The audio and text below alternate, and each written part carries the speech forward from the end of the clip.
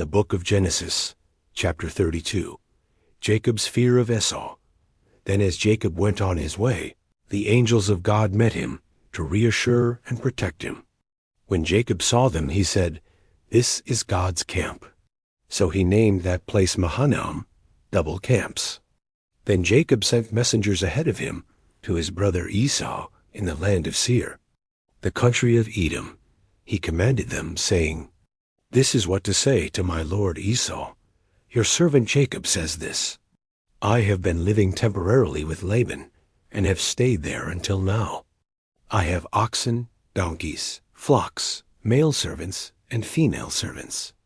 And I have sent this message to tell my lord, so that I may find grace and kindness in your sight." The messengers returned to Jacob, saying, "We went to your brother Esau, and now he is coming to meet you, and there are 400 men with him."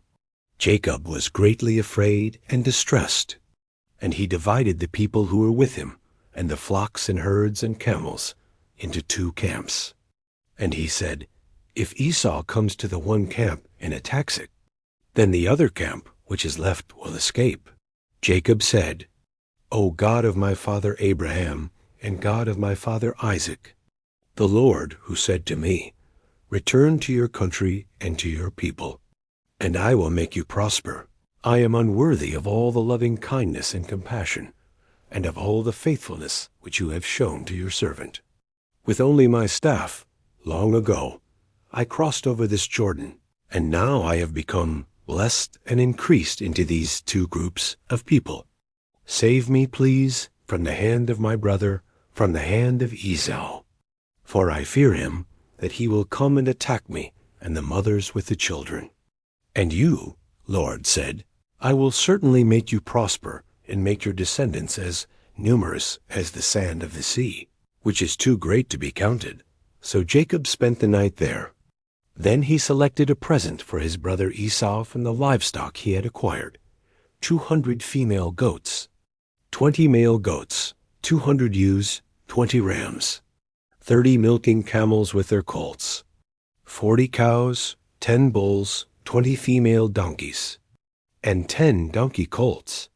He put them into the care of his servants, every herd by itself, and said to his servants, "Go on ahead of me, and put an interval of space between the individual herds." Then he commanded the one in front, saying, "When Esau my brother meets you and asks to whom you belong, and where you are going, and whose are the animals in front of you, then you shall say, 'They are your servant Jacob's. They are a gift sent to my lord Esau, and he also is behind us.'" And so Jacob commanded the second and the third as well, and all that followed the herds, saying, "This is what you shall say to Esau when you meet him. And you shall say, 'Look, your servant Jacob is behind us.' For he said to himself, 'I will try to appease him with the gift that is going ahead of me. Then afterward I will see him. Perhaps he will accept and forgive me.' So the gift of the herds of livestock went on ahead of him, and he himself spent that night back in the camp. But he got up that same night and took his 2 wives, his 2 female servants, and his 11 children, and waded over the ford of the Jabbok. Then he took them and sent them across the brook. And he also sent across whatever he had. Jacob wrestles. So Jacob was left alone, and a man came and wrestled with him until daybreak. When the man saw that he had not prevailed against Jacob, he touched his hip joint, and Jacob's hip was dislocated as he wrestled with him. Then he said, "Let me go, for day is breaking."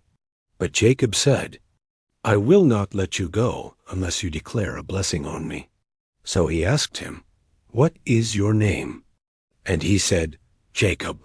And he said, "Your name shall no longer be Jacob, but Israel, for you have struggled with God and with men and have prevailed." Then Jacob asked him, "Please tell me your name."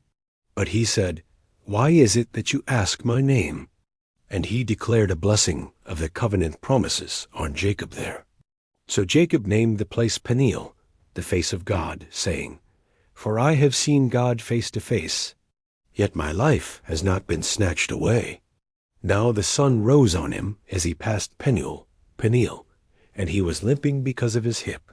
Therefore, to this day, the Israelites do not eat the tendon of the hip which is on the socket of the thigh, because he touched the socket of Jacob's thigh by the tendon of the hip.